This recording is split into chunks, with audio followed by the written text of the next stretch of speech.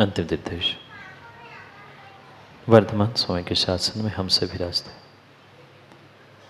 और उनकी यह पावन पीयूष देशना हम सभी के लिए परम उपकारी।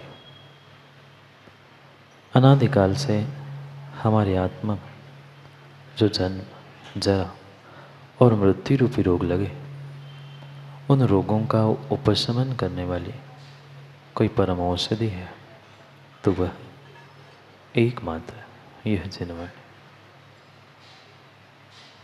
भव्यात्मा, आज कितनी सारी विसंगतियां दिख रही है। जो जो समाज में, देश में, राष्ट्र में विसंगति दिख रही है, उसके पीछे का कारण कोई अन्य बाहर के व्यक्ति या कोई अन्य नहीं है, अपितु इस विसंगति का कारण इस समाज के, देश और राष्ट्र के घटक स्वयं व्यक्ति, जो दिन ब दिन नगरों में वृद्धाश्रम और अनाथाश्रम खुले जा रहे हैं। क्या कारण है? क्या कारण है? उस घर, मकान आदि से भी अनेक अनेक बड़े बड़े नगरों में भी बहुत बड़े बड़े वृद्धाश्रम और अनाथाश्रम खोले जा रहे हैं और हर व्यक्ति उसके लिए सहयोग करने के लिए तैयार है। ये कितनी बड़ी इस भारतीय संस्कृति पर और कितनी बड़ी इस भारत देश पर बहुत बड़ी चुनौती और आपत्ति है, जीव समझ नहीं रहा।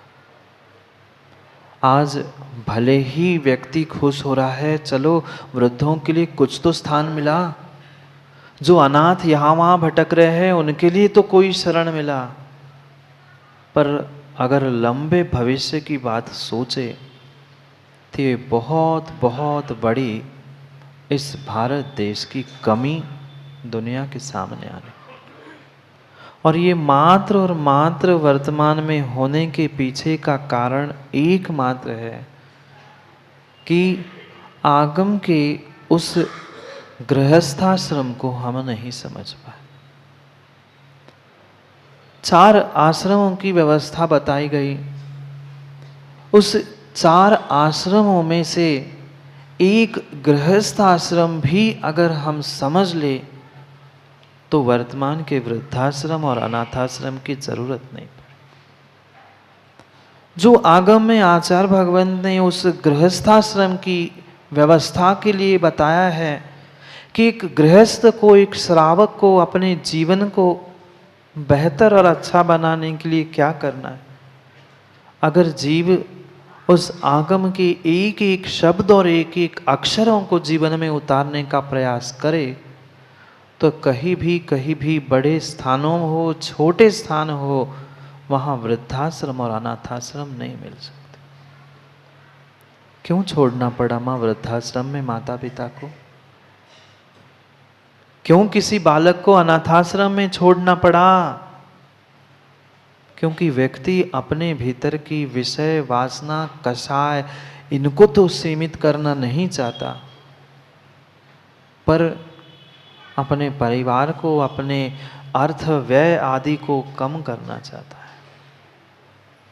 आगम में जो गृहस्थाश्रम का व्याख्यान किया है, एक श्रावक को सद श्रावक बनाने का व्याख्यान किया है, अगर उस पे वह जीव अमल करे, हर व्यक्ति उस कथन पर अमल करते हुए अपने उस अधिकारों के साथ कर्तव्यों पर ध्यान दे, तो कभी भी समाज में ये विसंगतियां आ नहीं सकती।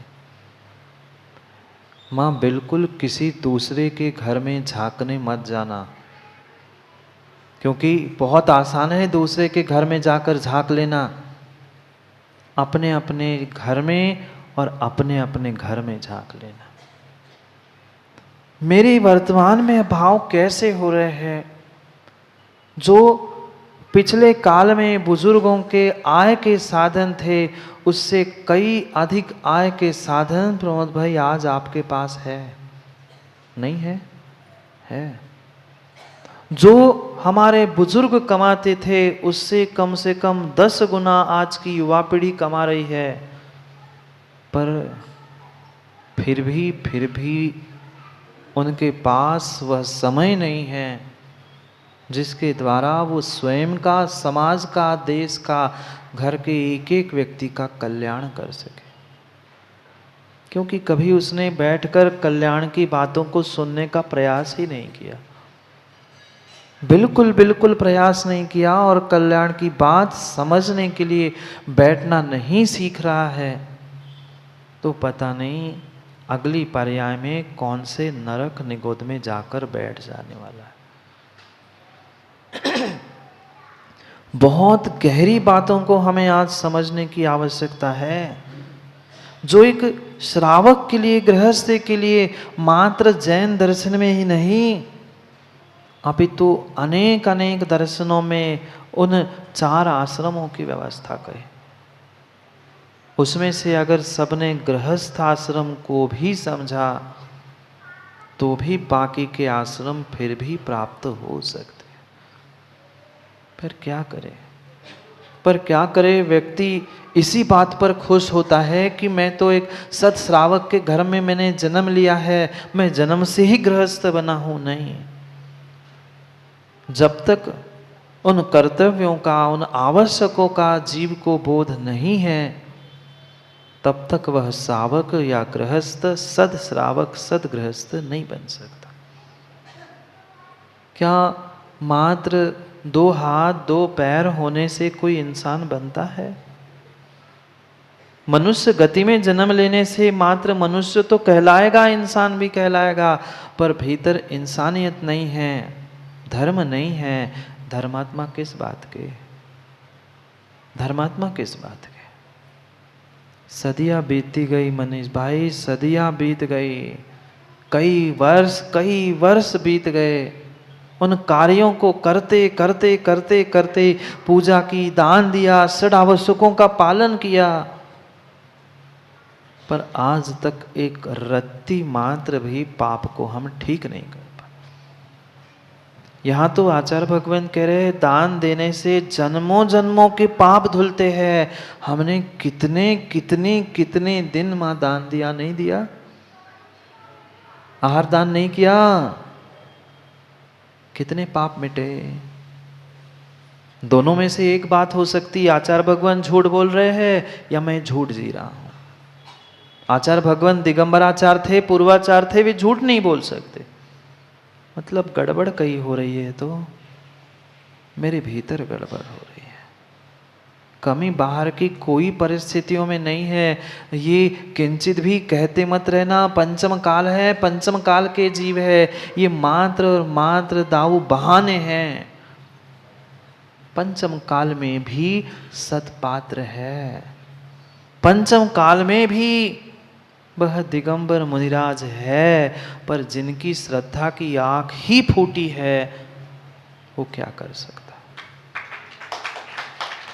बाहर की कितनी भी सुंदर आंख क्यों ना हो, श्रद्धा की भीतर की आंख नहीं है तो हमें पत्थर में भगवान, नंगे में गुरु और कागज में जिनवाणी नहीं मिल सकती। ये कागज नहीं तो क्या है? ये एक नंगे पुरुष से और क्या है? और ये पत्थर के अलावा क्या है? पर वह पत्थर भी भगवान बन गया, ये कागज भी जिनवाणी बन गई, और ये दिगंबर मुनि बन गए। क्यों? क्योंकि हमारे भीतर श्रद्धा थी, श्रद्धा थी, और वो ही श्रद्धा मेरे पापों का क्षय करने के लिए कार्यकारी थी। क्रियाएं तो इतनी सारी हमने आज तक क्रियाएं कर डाली है, उन क्रियाओं का हिसाब किताब करने बैठ जाओ तो घर के कागज पेन कम पड़ जाएंगे। इतनी सारी पूजाएं, इतने सारी साधुओं को दान दे चुके, दिया कि नहीं? लिस्ट बना लेना घर जाके, कितने कितने को हमने आहार दिए, कितने कितने मंदिर में कौन सी पूजा कर ली, एक कॉपी डायरी भी भर जाएगी। पर हमारी झोली आज तक कक्का पुण्य से क्यों नहीं भर पाए? यहाँ तो कह रहे पाप नष्ट होके पुण्य प्राप्त होगा, अमुक होगा, कर्मों की निर्जरा होगी, पर हम ज्यों के त्यों हैं। क्यों हम टस से मस नहीं हो पा रहे हैं? क्योंकि हमने वास्तविकता को समझा ही नहीं है, नहीं समझा। और जब तक वास्तविकता को समझकर एक एक उस गृहस्थ की, श्रावक की क्रियाओं का भान नहीं होगा, विवेक के साथ उन क्रियाओं को धारण नहीं करेंगे, श्रद्धा के साथ उन क्रियाओं को नहीं करेंगे, तो कल्याण होने वाला नहीं है। हम जिस मंजिल पे है, हम जिस स्थान पे है, उसकी तो भूमिका समझे। दूसरे की भूमिका खोज रहे हैं, इसमें कमी खोज रहे, उसमें कमी खोज रहे, पर स्वयं की कमी कभी खोजी? भीतर की कमी खोजो कि मैंने श्रावक कुल में जन्म लिया है, मैं गृहस्थ कुल में जन्मा हूं, तो क्या मैं वास्तव में सत्श्रावक हूं? क्या मैं उस गृहस्थ आश्रम का परिपूर्ण रूप से पालन कर रहा हूं? उत्तर भीतर से आएगा नहीं। यहां बिल्कुल भी किसी के सामने हाँ ना मत करना मां, पर घर में बैठकर कभी निर्णय कर लेना। जो आगम की उस गृहस्थाश्रम के निमित्त से व्यवस्था बताई है, उन षड आवश्यकों का, उन कर्तव्यों का हमने पालन किया। घर के तो आवश्यक हम करते रहे, वहां के घर की गृहस्थी के कर्तव्यों का तो पालन किया, पर सद श्रावक, सद गृहस्थ बनने के लिए हमने कितने आवश्यक और कितने कर्तव्यों का पालन किया?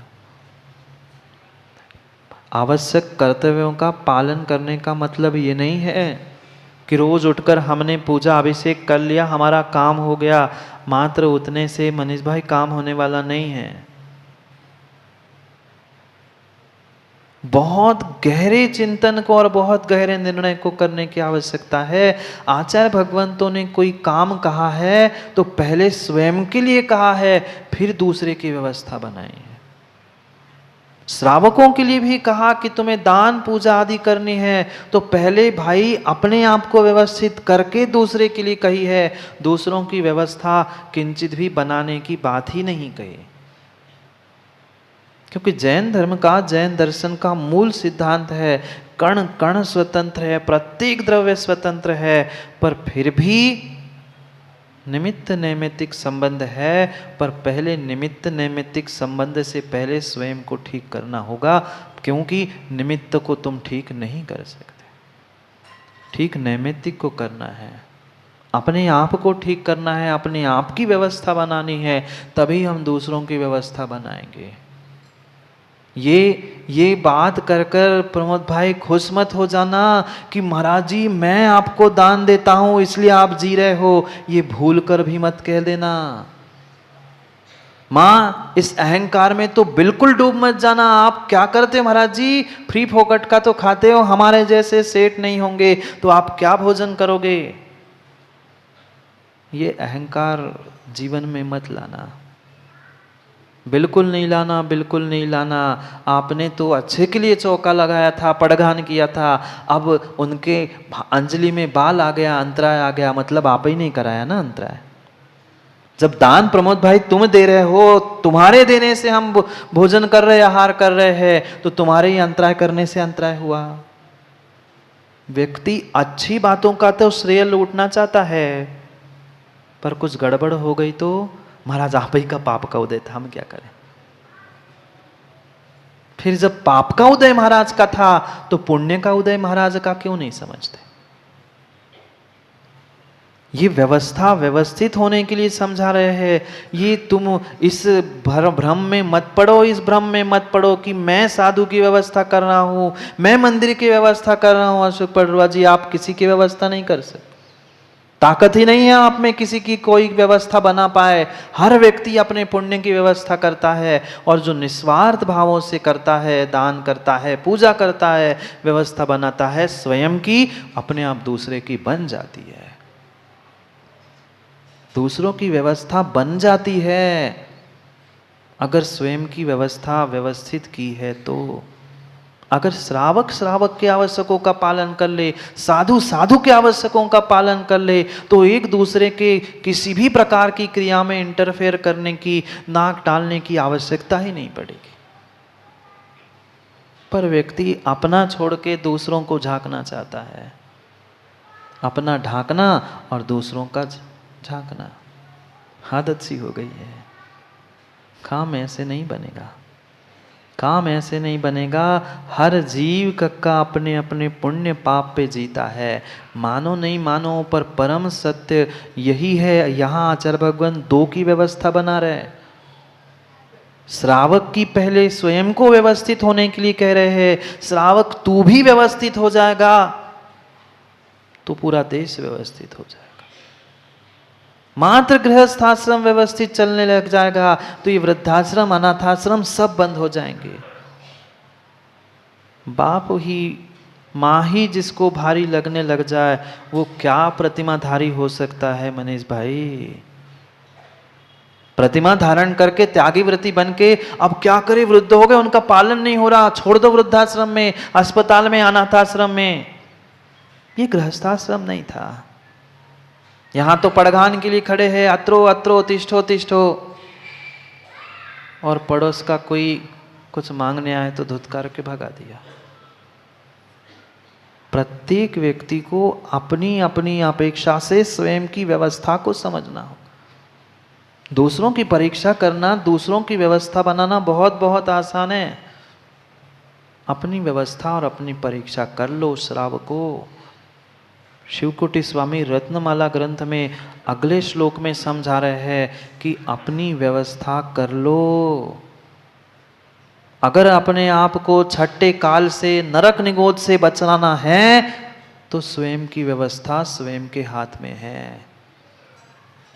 ये दान देकर पूजा करके ये खुश मत हो जाना कि मैंने दान दिया इसलिए आप जी रहे हो, मैं ऐसा करता हूं इसलिए भगवान आप पूज्य हो। भूल के मत कह देना, नहीं तो राजेंद्र सुमन करे महाराज जी मैं रोज भगवान की पूजा करता हूं इसलिए तो हमारे मंदिर के भगवान पूज्य है। बिल्कुल नहीं, आपकी पूजा से पूज्य नहीं है, वे पूज्य है इसलिए आप पूजा कर रहे हो। आपके दान से वे बड़े नहीं हुए, वे बड़े हैं इसलिए आप दान दे रहे हो। आपके दान देने से वे बड़े पूज्य नहीं हुए हैं, वे बड़े थे, श्रेष्ठ थे, इसलिए आपने दान दिया है। हर किसी को देते हो दान? नहीं, नहीं दिया जाता, नहीं दिया जाता।